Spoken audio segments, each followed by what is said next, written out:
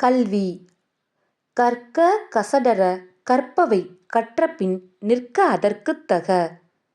கல்வி கற்க வேண்டிய நல்ல நூல்களை குற்றமறக் கற்க வேண்டும். அவ்வாறு கற்ற பிறகு கற்ற கல்விக்கு ஏற்ப நல்ல வழிகளில் வாழ வேண்டும். எண்ணென்ப ஏனை எழுத்தென்ப இவ்விரண்டும் கண்ணென்ப வாழும் உயிர்க்கு. எண்ணும் எழுத்தும் எனப்படும் அறிவுக் கண்களைப் பெற்றவர்களே உயிர் வாழ்வோர் எனக் கருதப்படுவர். கண்ணுடையார் என்பவர் கற்றோர் முகத்திரண்டு புண்ணுடையார் கல்லாதவர். கண் உடையவர் என்று கூறப்படுபவர் கற்றவரே. கல்லாதவர்கள் முகத்தில் 2 புண் உடையவர் ஆவர்.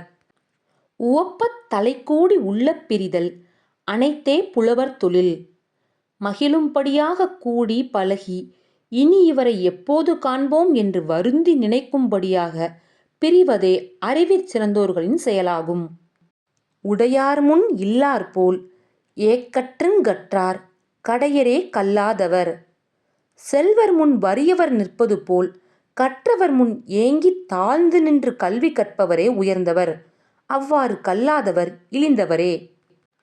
தொட்டனைத் தூறும் மணற்கேணி மாந்தர்க்குக் கற்றனைத் தூறும் அறிவு. மணலில் உள்ள கேணியில் தோண்டிய அளவிற்கு நீர் ஊறும். அதுபோல் மக்களின் கற்ற கல்வியின் அளவிற்கு ஏற்ப அறிவும் பெருகும். யாதானும் நாடாமல் ஊராமால் எண்ணொருவன் சாந்துணையுங் கல்லாதவாறு. கற்றவனுக்கு எல்லா நாடும் சொந்த நாடாகும் எல்லா ஊரும் சொந்த ஊராகும். இதனைத் தெரிந்தும் ஒருவன் இறக்கும் வரை கூட கல்வி கற்காமல் இருப்பது ஏனோ? ஒருமைக்கண் தான் கற்ற கல்வி ஒருவர்க்கு எழுமையும் ஏமாப்பு உடைத்து. ஒருவன் ஒரு பிறவியில் கற்ற கல்வி 7 தலைமுறைக்கும் பாதுகாப்பாக அமையும். தாமின் புறுவது உலகின் புறக்கண்டு காமுறுவர் கற்றறிந்தார். தன் மனத்தை மகிழ்விக்கும் கல்வியினால் உலகம் மகிழ்வதைக் கண்டு கற்று அறிந்தவர்கள் மேலும் கல்வி கற்கவே விரும்புவார்கள்.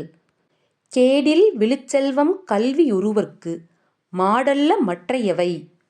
கல்வி ஒன்றே அழிவற்ற செல்வமாகும். அதற்கு ஒப்பான சிறந்த செல்வம் வேறு எதுவும் இல்லை.